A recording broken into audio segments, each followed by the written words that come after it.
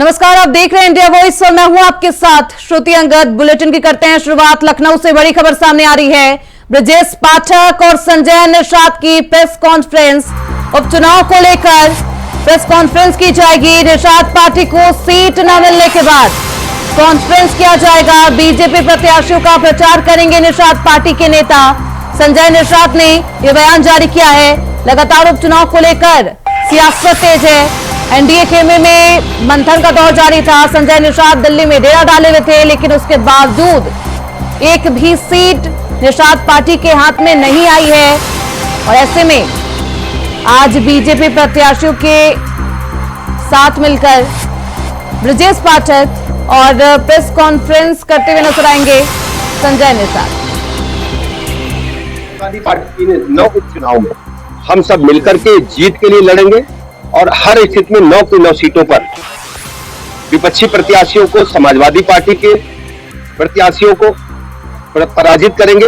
और सबसे बड़ी बात है, जो इंडी गठबंधन का खटाखट फटाफट सटासट जैसे जो खोखले वादे थे, लोगों को गुमराह करने वाले जो तरीके थे, बिल्कुल अब गुमराह उत्तर प्रदेश के लोग नहीं होंगे। उत्तर प्रदेश के लोगों ने समाजवादी पार्टी की कलई को, इंडी गठबंधन की कलई को, उनकी असलियत को समझ लिया है।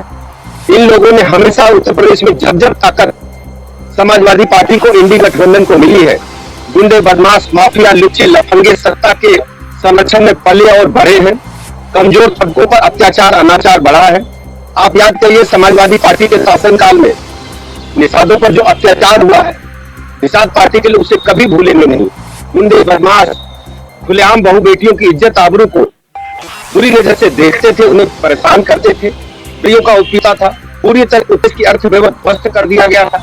आज हम कह सकते हैं सरकार प्रदेश में इसी तरह विकसित की तरफ उत्तर प्रदेश के साथ आगे बढ़ रहा है। सर्वाधिक एक्सप्रेसवेज है। बिजली के मामले में 30,000 मेगावाट की बिजली प्रतिदिन कंज्यूम कर रहे हैं। ये 20,000 का आंकड़ा आते हमारे संसाधन। तो ब्रजेश पाठक और संजय निषाद की प्रेस कॉन्फ्रेंस की गई है। लगातार उपचुनाव को लेकर सियासत तेज थी। निषाद पार्टी की तरफ से 2 सीटों की मांग की जा रही थी। हालांकि दिल्ली में डेरा डालने के बावजूद निषाद पार्टी को खाली हाथ ही लौटना पड़ा।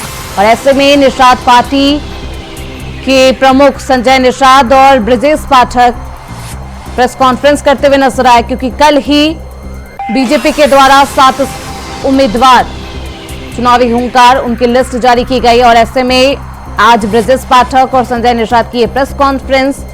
तो संजय निषाद 2 दिन से 2 सीटों पर मांग कर रहे थे, दिल्ली तक गए, हालांकि उसका कोई भी नतीजा नहीं निकला है। दिल्ली में 4 दिन तक डेरा डालने के बावजूद खाली हाथ लौट आए हैं संजय निषाद। और आज डिप्टी सीएम ब्रजेश पाठक के साथ संजय निषाद ने प्रेस कॉन्फ्रेंस की और एकजुटता का प्रमाण भी दिया है। बीजेपी प्रत्याशियों का प्रचार करेंगे निषाद पार्टी के नेता। संजय निषाद का यह बयान भी सामने आया। लगातार ये बातें कही जा रही थी कि अगर संजय निषाद की डिमांड, यानी कि निषाद पार्टी की डिमांड नहीं मानी जाएगी तो वो अकेले ही चुनावी हुंकार भरते हुए नजर आएंगे। हालांकि ऐसा देखने को नहीं मिला। बीजेपी पार्टी संजय निषाद को मनाने में कामयाब रही। तो संजय निषाद, जो कि 4 दिन से दिल्ली में डेरा डाले हुए थे, जेपी नड्डा के साथ उनकी मुलाकात भी हुई थी, लेकिन उसके बावजूद उनकी बात बनती हुई नजर नहीं आई। और अब डिप्टी सीएम ब्रजेश पाठक और संजय निषाद ने संयुक्त प्रेस कॉन्फ्रेंस की, जिसमें संजय निषाद ने कहा बीजेपी के प्रत्याशियों के लिए वो चुनावी समर्थन करेंगे, चुनावी प्रचार करेंगे। तो एक बार फिर से एकजुटता का प्रमाण दिया है। हमारे साथ हमारे सहयोगी रमन मिश्रा ज्यादा जानकारी के साथ जुड़ चुके हैं। रमन, लगातार 4 दिन से डेरा डाले हुए थे दिल्ली में संजय निषाद, उसके बाद जब खाली हाथ लौटते हैं तो ब्रजेश पाठक के साथ प्रेस कॉन्फ्रेंस करते हुए नजर आते हैं। बिल्कुल, निषाद पार्टी भारतीय जनता पार्टी की सहयोगी दल है और 2 सीटें उसके हिस्से में आई थी 2022 में, और उसी पर उपचुनाव होना है जिसपे सीटों की मांग कर रहे थे संजय निषाद। 3 दिन से वो दिल्ली में अड़े हुए थे कि उन्हें 2 सीटें चाहिए तो चाहिए, लेकिन किन्हीं कारणों की वजह से उन्हें भारतीय जनता पार्टी ने सीटें नहीं दी, जिसके बाद में ब्रजेश पाठक भाजपा की तरफ से उनके आवास पर आए और दोनों ने संयुक्त प्रेस कॉन्फ्रेंस करते हुए ये कहा, ब्रजेश पाठक ने भी कहा कि संजय निषाद लगातार भारतीय जनता पार्टी के साथ कंधे से कंधा मिलाकर चल रहे हैं और भले सीटें नहीं मिली हैं लेकिन आने वाले समय में संजय निषाद का उसका बड़ा इनाम मिलेगा और निषाद समाज भारतीय जनता पार्टी के साथ कंधे से कंधा मिलाकर खड़ा रहेगा। वहीं संजय निषाद ने भी कहा कि यहाँ बात सीट की नहीं है।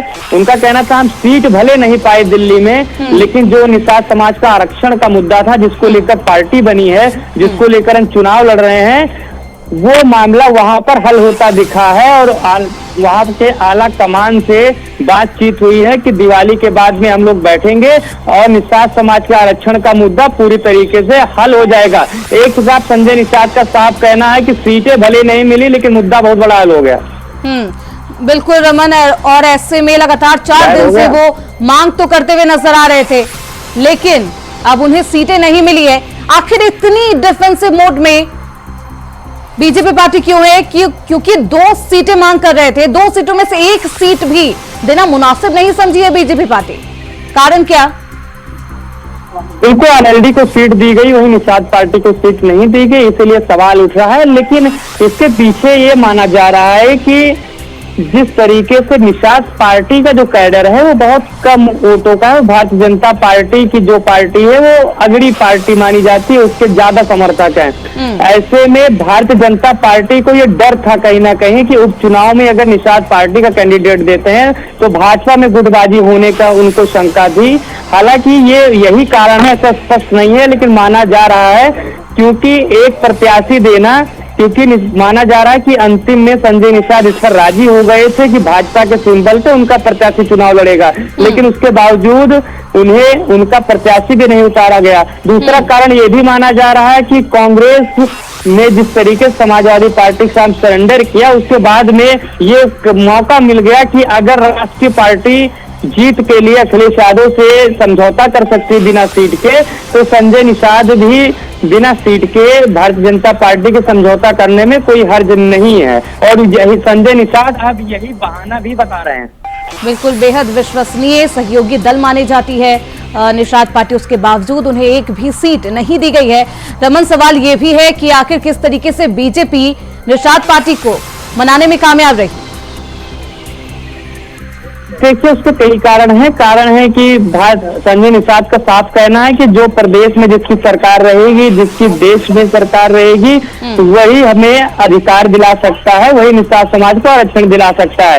ऐसे में पहला कारण तो यही है कि संजय निषाद को पीछे हटना पड़ा। दूसरा कारण है कि संजय निषाद मंत्री हैं, अगर हॉट टॉक हो जाती है तो कल को उनके पद को भी खतरा हो सकता है। और साथ में उस चुनाव कोई बहुत बड़ा महत्वपूर्ण चुनाव नहीं है, इससे न सरकार बनने का डर है न गिरने का, इसलिए संजय निषाद को ये लगा कि 2027 में इसके बदले अच्छी बार्गेनिंग की जा सकती है। बिल्कुल, अच्छी बार्गेनिंग 2027 में सीटों को लेकर की जा सकती है। इसको लेकर संजय निषाद अपना पैर पीछे खींचते हुए नजर आए। रमन, सवाल ये भी है क्योंकि मझवा सीट लगातार मांग रहे थे संजय निषाद, ऐसे में मझवा सीट पर क्या कुछ है सियासी इक्वेशन, कितना दिलचस्प?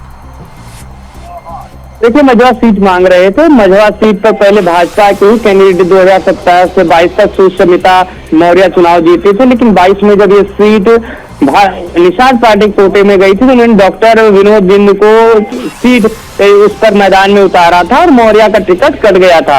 अब एक बार फिर से भारतीय जनता पार्टी ने सुष्मिता मौर्य को मैदान में उतारा है, क्योंकि सामने वाली पार्टी जो थी वो समाजवादी पार्टी ने पहले से ही ज्योति बिंदु को मैदान में उतार दिया है। ऐसे में निषाद समाज को वो सीट देना कहीं ना कहीं जोखिम भरी हो सकती थी, इसलिए वहां पे मौजूद दूसरी अगड़ी जाति, ज्यादा संख्या वाली जाति मौर्य समाज की कैंडिडेट को वहां पर मैदान में उतारा गया ताकि लड़ाई जो है मौर्य वर्सेस बिंद होके लड़ाई हो जाए और कहीं ऐसा नुकसान ना हो कि निषाद समाज। बीजेपी ने इस बार तय की है। रमन, सवाल ये भी है क्योंकि आज संजय निषाद कोर कमेटी की बैठक करते हुए नजर आएंगे, कब ये बैठक और कौन कौन से लोग इस बैठक में शामिल होंगे? बिल्कुल, जितने भी पार्टी के उनके पदाधिकारी हैं, आला कमान वाले अधिक पदाधिकारी हैं और जो भी कार्यकर्ता नजवा कटहरी और बाकी सीटों के, उनको बुलाया भी गया है। आप देख सकते हैं कि सब लोग खड़े भी हुए हैं। अभी मीडिया से मुखातिब हो रहे हैं संजय निषाद, इसके बाद में बैठक होगी और संजय निषाद का साफ कहना है कि अब समाज जान गया है किसके साथ रहना है, किस कीमत पर रहना है। और संजय निषाद कार्यकर्ताओं में जोश भरने के लिए कि उन्हें भारतीय जनता पार्टी के साथ प्रचार करना है, उनको जिताना है, इसलिए उन्होंने बैठक आज बुलाई है। बिल्कुल, ऐसे में बैठक भी बुलाई गई है और आज प्रेस कॉन्फ्रेंस भी की गई। उपचुनाव को लेकर ये प्रेस कॉन्फ्रेंस की गई है। अगर बीजेपी की रणनीति की बात करें उपचुनाव को लेकर, तो क्या कुछ इसमें खास रहने वाला है? और पीडीए का कार्ड बीजेपी के पास किस तरीके से मौजूद? जिस तरीके से भारतीय जनता पार्टी ने प्रत्याशियों की सूची जारी की है, उसमें साफ नजर आ रहा है कि भारतीय जनता पार्टी पीडीए की कार्ड को लेकर तैयार हो गई है। लगभग 6 सीटों पर ओबीसी वर्सेस ओबीसी वहां पे चुनाव लड़ाया गया है, यानी और एक जो सुरक्षित सीट थी, खैर वहां की तो बात अलग है। यानी आप खुद देख सकती हैं कि कटहरी में वर्मा प्रत्याशी के सामने निषाद लड़ाया गया, फूलपुर में वहां पर पटेल लड़ाया गया, मझवा में मौर्य को प्रत्याशी बनाया गया, आप आज करहल में यादव को प्रत्याशी बनाया गया। ऐसे में लगभग सभी सीटें, आगरों की 2 सीटें छोड़ गाजियाबाद, सीतामऊ और कुंदर की सीट छोड़ के लगभग सभी सीटों पर ओबीसी प्रत्याशी दिए गए हैं, जिससे ये साफ है कि भाजपा अब अखिलेश के पीडीए की कार्ड ढूंढने का प्रयास कर रही है और ये चुनाव अगर प्रयास करती हुई नजर आ रही है। अब देखना बेहद दिलचस्प होगा कि पीडीए का कार्ड जो पीडी है वो कितना कामयाब रहता है। आप बने रहिए रमन हमारे साथ, आगे भी आपका रुख करेंगे। वही लखनऊ से बड़ी खबर सामने आ रही है। 27 का सत्ताधीश के बाद 27 के खेवनहार उपचुनाव पर पोस्टर वॉर जारी हो गया है। संजय निषाद के बैनर में लिखा है 27 का खेवनहार। राष्ट्रीय प्रवक्ता अजय सिंह ने यह पोस्टर लगवाया है। भले ही संजय निषाद की पार्टी को एक भी सीट नहीं दी गई हो, उसके बावजूद बेहद सक्रिय नजर आ रहे हैं संजय निषाद। और 27 का सत्ताधीश, इसके जवाब में 27 का खेवनहार अब रेडी है। उपचुनाव पर पोस्टर वोट भी देखने को मिल रहा है। ऐसे में संजय निषाद के बैनर में ये लिखा है, आप देख सकते हैं 27 के खेवनहार। और इसके बगल में अजय सिंह की ये तस्वीर भी है। ये तस्वीर बेहद दिलचस्प है क्योंकि कुछ ही दिन पहले 27 का सत्ताधीश, ये पोस्टर अखिलेश यादव की तस्वीर के साथ सामने आया था। उसके बाद ये 27 का खेवनहार, क्या कुछ सियासी मायने? बिल्कुल, जिस तरीके से अखिलेश यादव के ऑफिस के बाहर लगा था फिर 27 का सत्ताधीश, वैसे ही आज निषाद पार्टी के जो अध्यक्ष संजय निषाद, उनके आवास के बाहर पोस्टर उनके पार्टी के ही राष्ट्रीय सचिव अजय सिंह ने लगवाया है कि 27 का खेवनहार। अब हमारे साथ में खुद अजय सिंह है जिन्होंने पोस्टर लगवाया है। हम बात करते हैं इनसे कि आखिर 27 का खेवनहार का जो है अर्थ क्या है। क्या सिर्फ भाजपा के खेवनहार संजय निषाद रहेंगे या फिर ये ऑफर है सभी पार्टियों को कि जो भी संजय निषाद को मैनेज करेगा उसकी वो नैया पार कर देंगे। अजय जी, क्या मतलब है आज जो बैनर लगाया? देखिए, 27 का सत्ताधीश का निश्चित तौर पर यह करारा जवाब है कि 27 का सत्ताधीश तो वो होगा जिसके साथ खेवनहार होगा। 22 में खेवनहार हम थे, 27 में खेवनहार हम रहेंगे। भारतीय जनता पार्टी और निषाद पार्टी गठबंधन प्रचुर मतों से जीत के प्रचंड जीत हासिल की थी और उस कड़ी में हम 2027 को अपने आप को भारतीय जनता पार्टी के साथ जोड़ के देखते हैं कि 27 का खेवनहार तो हम हैं, क्योंकि हम 27 के खेवनहार की भूमिका 22वीं प्रथा से देश का नहीं तो आप लिख सकते थे 2027 में भाजपा की खेवनहार। देखिए, हमारे पोस्टर को आपने ध्यान से देखा नहीं, भारतीय जनता पार्टी के शीर्ष नेतृत्व के लोग उस पोस्टर में भी ऊपर हैं और माननीय मुख्यमंत्री परम आदरणीय योगी आदित्यनाथ जी उस पोस्टर में हमारे सर के ऊपर हैं और उसकी भूमिका को हमने नीचे अपने को निभाया है कि भारतीय जनता पार्टी के साथ बड़े भाई और छोटे भाई की भूमिका में हम खड़े हैं और वही भूमिका जो 2022 में हमारी थी उससे बढ़ के ही होगी, घट के नहीं होगी। इसी क्रम में हमने उसको दिखाया है कि 27 का जो खेवनहार है वो निषाद पार्टी है, भारतीय जनता पार्टी की छोटी। यानी आपने एक लाइन में वो बात कह दी जो आपके राष्ट्रीय अध्यक्ष संजय निषाद जी आज बार बार कह रहे हैं, क्योंकि संजय निषाद जी का साफ कहना है कि भले हमें सीटें नहीं मिली, लेकिन हम जिस तरीके से कंधे से कंधा मिलाकर भाजपा के साथ लड़ते हैं वैसे ही लड़ते आएंगे और चुनाव नहीं 27 भी जिताएंगे। बिल्कुल, देखिए 2 सीट हमारी मांग में थी, इसमें कोई संशय नहीं है, और मांग में रखना इसलिए जरूरी है कि घटक दल हैं, साथ में भूमिका निभा रहे हैं, गठबंधन की भूमिका निभा रहे हैं।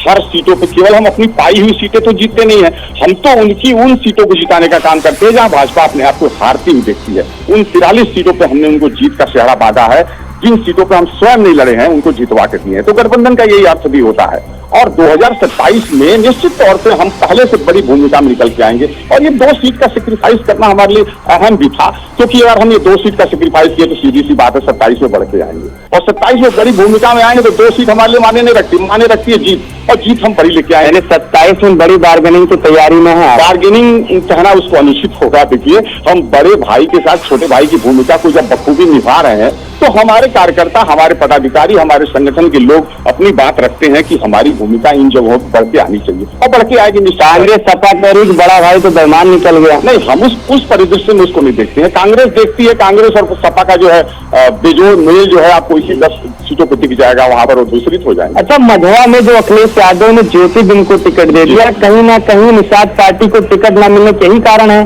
कि भाई इनकी भी ये निषाद समाज के नेता हैं और वहां पर वो बिंद हैं, ऐसे में टकराव ना हो जाए, बाकी जातियां बुरा ना मान जाए, इसलिए क्या? देखिए, ऐसा नहीं है, वह निश्चित तौर पे बिंद बहुल सीट है, वहां बिंद ही कैंडिडेट होना चाहिए था, परंतु जो कैंडिडेट भारतीय जनता पार्टी ने चुन के दिया है, सुचिस्मिता मौर्य बहुत ही उपयुक्त कैंडिडेट है। क्यों? क्योंकि वो पहले भी वहां से लीडरशिप कर चुकी है और जीत के आ चुकी है। उनको हम उस परिदृश्य में देखते हैं कि हमारी सहभागिता अगर उनके साथ बन जाएगी तो उनको प्रचंड मतों से हम जिता के, हमारी सहभागिता उनके साथ रहेगी। हम वहां पर बिंद वोटों के साथ है, हमारी सहभागिता उनके साथ मौर्य सुचिस्मिता मौर्य जी के साथ इसलिए रहेगी कि वहां पर हमारा और उनका कॉम्बिनेशन मिलकर के एक बहुत बड़ी जीत दिलाएगा। यानी संजय निषाद अब 2027 में फिर भाजपा की नैया पार कर देंगे। बिल्कुल, हम उसी भूमिका में हैं, और उसी भूमिका का संदेश है कि 27 के खेवनहार संजय निषाद। एक लाइन की बात है, 27 के खेवनहार संजय निषाद। तो सुना आपने जिस तरीके राष्ट्रीय सचिव अजय सिंह जो कि मेहदावल विधानसभा से भी ताल्लुक रखते हैं और टिकट भी वहां से मांगते हैं, वहां के नेता हैं, इनका साफ कहना है कि जो पोस्टर लगाया गया है उसका संदेश साफ है कि संजय निषाद भाजपा के ही खेवनहार हैं, क्योंकि उस पोस्टर में नरेंद्र मोदी, जेपी नड्डा और अमित शाह, योगी आदित्यनाथ लगभग सभी की फोटो लगी हुई है। बिल्कुल, अजय सिंह ने ये पोस्टर लगवाया है, और ऐसे में बहुत शुक्रिया इन तमाम जानकारियों के लिए रमन आपका। तो 27 के खेवनहार ये पोस्टर लगाया गया है, जिसके बाद सियासत तेज है। वहीं लखनऊ से बड़ी खबर सामने आ रही है, सीएम योगी ने वीडियो कॉन्फ्रेंस किया है, कानून व्यवस्था को लेकर वीडियो कॉन्फ्रेंसिंग की गई है। त्योहारों के मद्देनजर अधिकारियों को निर्देश जारी किया है। 28 अक्टूबर से 15 नवंबर प्रदेश में 24 घंटे बिजली मिलेगी, अराजक तत्वों को उन्हीं की भाषा में मिलेगा जवाब। सीएम योगी आदित्यनाथ का यह बयान भी सामने आया। व्यापारियों के उत्पीड़न की शिकायत न आने के निर्देश अधिकारियों को दिए गए हैं। वहीं संथाल परगना के लिट्टीपाड़ा विधानसभा सीट से दिनेश विलियम्स मरांडी का टिकट काटकर जेएमएम ने पूर्व मंत्री हेमलाल मुर्मू को चुनाव के मैदान में उतारा है। इसे लेकर कार्यकर्ताओं में नाराजगी जाहिर सी है। ऐसे में बीजेपी ने बाबूधन मुर्मू को चुनाव के मैदान में उतारकर चुनावी रण को और भी दिलचस्प कर दिया है। लिट्टीपाड़ा जेएमएम की गढ़ मानी जाती है। क्या बीजेपी इस बार जेएमएम के इस किले को भेद पाएगी? देखना बेहद दिलचस्प होगा। संथाल परगना पहुंचकर खास बातचीत की है हमारे सहयोगी अजय कुमार पांडे ने। इसमें बीजेपी से लगभग 33 से अधिक प्रत्याशी आज नामांकन भरेंगे। तो दूसरी तरफ आप देख सकते हैं कि सूबे के मुख्यमंत्री हेमंत सोरेन से लेकर के तमाम झारखंड मुक्ति मोर्चा और कांग्रेस के जो भी दल के नेता हैं वो भी नामांकन करेंगे। और हम बात कर रहे हैं इस वक्त इस बात जो है झारखंड की सियासत में सबसे बड़ा मामला है लिट्टीपाड़ा को लेकर के सुर्खियों में। लिट्टीपाड़ा सुर्खियों में हाल के ही दिनों में तब सुर्खियां झारखंड मुक्ति मोर्चा ने अपने वर्तमान विधायक दिनेश विलियम मरांडी को टिकट काट करके यहाँ जो लिट्टीपाड़ा की सियासी रण में हेमलाल मुर्मू को अपना प्रत्याशी बनाया और वैसे के बीच में उनको प्रतिद्वंदी यानी उनको टक्कर देने के लिए बीजेपी ने लिट्टीपाड़ा विधानसभा से बाबूधन मुर्मू को अपना प्रत्याशी बना करके चुनाव के मैदान में खड़ा किया है। हम बात करेंगे बाबूधन मुर्मू जिसे इस सियासी उम्र में वो किस तरीके से झारखंड मुक्ति मोर्चा की जो किला है वो कैसे ढाएंगे, इस पर हम चर्चा करेंगे। देश टीम को कि इस लिट्टीपाड़ा विधानसभा से हमारे छोटा कार्यकर्ता को विश्वास किया, इसीलिए सब प्रदेश अध्यक्ष हो, हमारा विपक्ष के नेता अमर बाबू हो और राष्ट्रीय हमारे अध्यक्ष हमारे जेपी नड्डा, अमित शाह जी और मोदी जी। और मुद्दा जो लिट्टीपाड़ा का है, हमने क्षेत्र जब से जिला परिषद अध्यक्ष थे उसी टाइम से हम क्षेत्र हमेशा घूरते रहते थे। ऐसे ऐसे जगह है कि 40 साल से क्यों विकास नहीं हो पाया, हमने नजदीक से देखा है। नजदीक से जाके उन लोगों से बात किया कि हमारे आदिवासी भाई, पहाड़िया भाई हम लोग के हैं, लेकिन ऐसे ऐसे जगह में रोड नहीं है, वहाँ पानी का व्यवस्था नहीं है, ये बहुत अनेक समस्या है। और देखा जाए तो हम देख रहे हैं कि वो तो पहाड़ी एरिया का बात है। अब देख लिए कि यहाँ हिरणपुर में भी हम लोग जाते हैं, पूजा पाठ, दुर्गा पूजा पाठ हुए, इस तरीके का पूजा पाठ में कितना रोड में पानी बह रहा है, नाली जाम है, ई जाम है। ये बहुत माने विकास का दूरी बना के रखा है 40 साल से। ये जेएमएम से जो हमेशा इस तरीका का होते रहता था कि विकास का नाम पे कुछ विकास नहीं हो पाया, तो इसीलिए सबसे प्राथमिकता हम देते हैं शिक्षक, स्वास्थ्य और पानी का। जो आने वाला दिन में जो हम देखते थे कि हम गए थे कुछ दिन पहले भी वहाँ पानी के समस्या को लिए, वहाँ दूषित पानी पीते हैं वहाँ का आम नागरिक, वहाँ का गांव वाले पहाड़िया भाई। उन लोग का देखा जाए तो दूषित पानी के चलते लोग का डायरिया हमेशा होते रहता था। हम गए थे वहाँ भी, वहाँ का डॉक्टर से बात किए, सीएच से भी बात किए कि वहाँ बात करके उन लोग को जल्दी से जल्दी ट्रीटमेंट किया जाए। बाहर में ट्रीटमेंट हो रहा था, तो हमने बोला सीएच साहब से वहाँ एम्बुलेंस बुला के ले जाइए अपना स्वास्थ्य केंद्र में, वहां पर ले जाकर उसको ट्रीटमेंट करिए। ये पार्टी का 24 घंटा काम करते हैं, ये नहीं कि हम लोग चुनाव में ही काम करते हैं, हमेशा बूथ लेवल तक मेरा कार्यकर्ता वहां पर काम करते हैं।